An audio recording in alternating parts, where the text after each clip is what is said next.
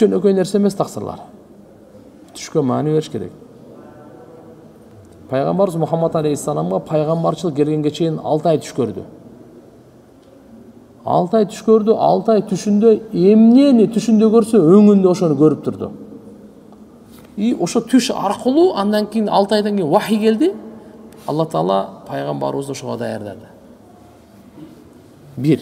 Экинчиси, Кур'ан-ы Каримде куш кабар, момундарга куш кабар берилет деди.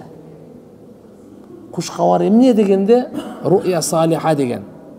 Ру'я салиха туура түш боюнча.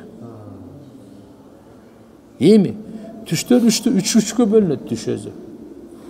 Шайтани болот, нафсани болот, илхами болот. Бирөө түш көрдү, 4 намаз окусаң гана болот деди да. Же 5 убакыт намаз кылбагыла, 6 намаз кылсаңар уже жаңы башталды. Депчи. Бул шайтандан да, точно шайтандан. Пайгамбарыбызды көрдүм дейт. Кандай экен пайгамбар? Сакалын кырып, галстукчан, конкретно сүйлөп атат. Сен шайтан көрдүң. Чүтү, өтө нурлуу, укмуш экен деп мактап атат да. Это хулия деп коет. Мисалы түстү башын сурасаң, башкача. Бул шайтандан көбүнчө.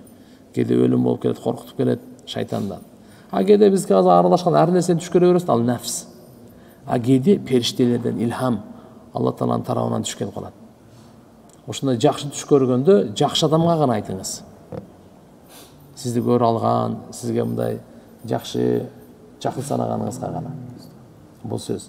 Жаман түш көрсөңүз эч кимге айтпаң. Эч кимге айтпаң, кээде жаман түш көрүп каласыз да.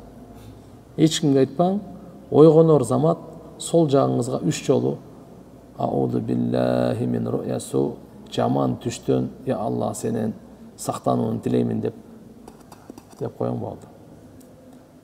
Бул дегени өтө түкүрбөйсүз же үйлөбөйсүз деп коюп 3 жолу. Кудай кааласа иншалла ал түштүн эч кандай сизге зыяны тийбейт.